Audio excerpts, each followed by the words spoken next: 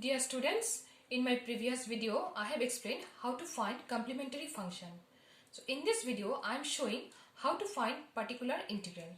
There is one general method for finding particular integral. Besides that, there are some special cases by which we can find particular integral by using shortcut methods. So there are 5 methods in your syllabus. I will discuss 2 methods today. Okay, so let us start. General method for finding particular integral. If 1 by fd equals to a1 by d minus m1 plus a2 by d minus m2, where a1 comma a2 are constants, then 1 by fd x equals to a1 e to the power m1 x integration capital X e to the power minus m1x dx plus a2 e to the power m2x integration capital X e to the power minus m2x dx. You have to remember this formula, that how can we find particular integral. This is the general method for finding particular integral. So let us solve one problem. Evaluate the following: 1 by d plus 2 e to the power x. Here d plus 2 can be written as d minus minus 2 e to the power x. Now it is minus 2 here, that means d minus, that means m1 is minus 2. So e to the power, according to this formula, it is e to the power m1x. So it will be e to the power m1 is minus 2. So minus 2x integration. This is our capital X. Our capital X is here e to the power x. So in place of capital X, we are putting e to the power x and e to the power minus m1x dx. So e to the power, our m1 is minus 2 and minus m1 is plus 2. So e to the power 2x dx. So e to the power minus 2x and e to the power x plus 2x is e to the power 3x dx. So e to the power minus 2x and integration of e to the power 3x is e to the power 3x divided by 3. Next one, 1 by d square minus 1 x e to the power 2x. We have to find the particular integral, that means 1 by d square minus 1 x e to the power 2x. So 1 by d square minus 1 is d plus 1 into d minus 1 x e to the power 2x. So we are doing partial fraction of this. So ultimately, after doing partial fraction, we shall get this one, that is 1 by d plus 1 into d minus 1. Suppose it is equals to a by d plus 1 plus b by d minus 1. That is, when you take LCM, d plus 1 into d minus 1, that is a into d minus 1 plus b into d plus 1. So implies 1 by d plus 1 into d minus 1. This get cancelled. So we are getting 1 equals to a into d minus 1 plus b into d plus 1. When d equals to minus 1, we are getting d equals to minus 1, putting both sides, we are getting 1 into a into minus 1, that is a equals to minus half.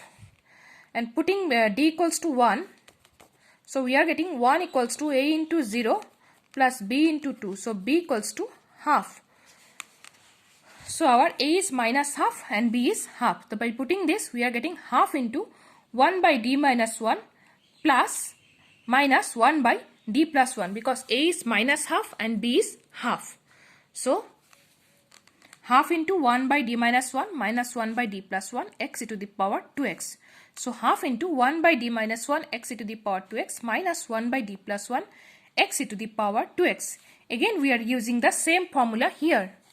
So here for this one, it is d minus 1, our m1 is 1. So e to the power m1x e to the power 1 into x integration of capital X is our x e to the power 2x. Then the formula is e to the power minus m1x. So e to the power minus x dx. Here m1 is minus 1. So minus e to the power minus x integration x e to the power 2x e to the power x dx. So e to the power minus x, x e to the power 3x. 2x plus x is 3x here. And here 2x minus x is x here. Then integration x e to the power x dx minus half e to the power minus x integration x e to the power 3x dx.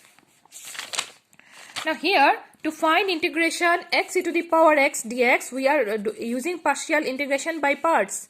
So integration by parts formula is first function integration of second minus integration of ddx of first. Here first function we are assuming as x. First integration second minus integration of ddx of first integration of second dx, and for this integration again another dx will be here. So x e to the power x minus integration of dx of x is 1 and integration of e to the power x is e to the power x dx. So x e to the power x minus e to the power x. So here x e to the power x minus e to the power x. Similarly, we are getting this one, and ultimate by simplification we shall get our result is this one. Now, short methods for finding pi in some special cases. So case 1. For the differential operator f dy equals to x, pi equals to 1 by f dx. You remember this, pi equals to 1 by f dx. This formula you have to remember. Now, when it is e to the power ax, so this is the formula, e to the power ax divided by f of a. What does this mean? Let us take one problem so it will be easier. It is e to the power, in this question, find pi. So d square plus 1y equals to e to the power x by 2. So pi equals to e to the power x by 2 divided by d square plus 1. The right hand side divided by this one. This is our pi. So now it is x by 2 can be written as x by 2 can be written as x into half. So our a is half. So here a is half. So in place of d, whenever it is e to the power ax of the form, then in place of d, we have to write half. So it is half square plus 1. So it is 1 by 4 plus 1. So e to the power x by 2 divided by, we are taking LCM 4, so it is 5 by 4. So 4 by 5 e to the power x by 2. So whenever, remember this, whenever e to the power ax is there, whenever e to the power ax is there, you have to replace d by a. So this is the working rule.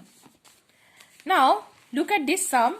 It is d square minus 3d plus 2y equals to e to the power 2x. Here pi equals to e to the power 2x divided by d square minus 3d plus 2.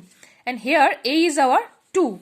So when we are putting equals to e to the power 2x divided by 2 square minus 3 into 2 plus 2. When we are putting a is 2, 4 plus 2, 6 minus 6, it is becoming 0.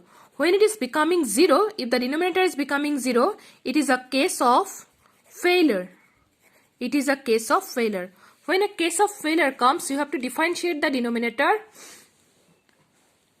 Sorry, you have to differentiate the denominator. Yes, differentiate the denominator and multiply the numerator by x. So x e to the power 2x, x e to the power 2x, and differentiate the denominator. X e to the power 2x divided by d square minus 3d. d square differentiation is twice d and minus 3d differentiation is 3. Now you put in place of d, it is 2. So when you in place of d, we are putting 2. 2 is a 4, 4 minus 3, it is 1. Now it is not 0. So 2 into 2 minus 3, that is 4 minus 3 is 1. X e to the power 2x. If again 0 would come, then again we multiply by x and differentiate the denominator. This is the working rule of case 1. Whenever it is of the form, remember, whenever it is of the form e to the power ax, you replace d by a, provided the denominator should not be 0. If the denominator is 0, at that time you multiply by x and differentiate the denominator. You differentiate the denominator. Differentiate. So this working rule you remember for case 1. Okay. Now it is case 2. Case 2, if f d of y equals to capital X and capital X equals to sin ax or cos ax, then pi equals to 1 by f d sin ax, 1 by phi of d square sin ax divided by phi of minus a square if phi of minus a square is not equals to 0. What does this mean? Let us take one problem. D square plus 9 into y equals to cos 3x. So here pi equals to cos 3x divided by d square plus 9. Okay. Now, whenever in case of case 2, it is sin ax or cos ax. Whenever in case of case 2, sin ax or cos ax, remember we have to replace d square by minus a square. And in this sum, it is cos 3x, our a is 3. So it is minus 3 square, that is minus 9. Don't write minus 3 whole square. This is wrong. Write minus 3 square. So it is minus 9. So it is minus 9 plus 9. So that means minus 9 plus 9, this is becoming 0. Since the denominator is becoming 0, so it is a case of failure. If the denominator becomes 0, then the working rule is multiply the numerator by x and differentiate the denominator. So here we are multiplying by x and d square. The differentiation of d square is twice d. So x by 2 and 1 by d means integration. D for differentiation, 1 by d means integration. Integration of cos 3x dx is, integration of cos 3x dx is sin 3x divided by 3. So I am writing here sin 3x divided by 3. So x sin 3x divided by 3 to the 6 is the answer. So in this way we can solve, that means problems using case 2. So here today in this video I am discussing about case 1 and case 2. Our case 1 is e to the power ax. If our that means if our capital X is of the form e to the power ax, we replace d by a provided the denominator should not be 0. If the denominator is 0, then multiply numerator by x. You multiply the numerator by x and differentiate the denominator. And case 2, when it is sin ax or if our capital X is of the form sin ax or cos ax, then you replace d square by minus a square provided the denominator should not be 0. If the denominator is 0, then again you multiply the numerator by x and differentiate the denominator. Okay, then replace d square by minus a square provided the denominator again should not be 0. Okay, so this is our all about our case 1 and case 2. In the rest of 3 special cases, that is case 3, case 4 and case 5, I will discuss in my next video. Thank you very much.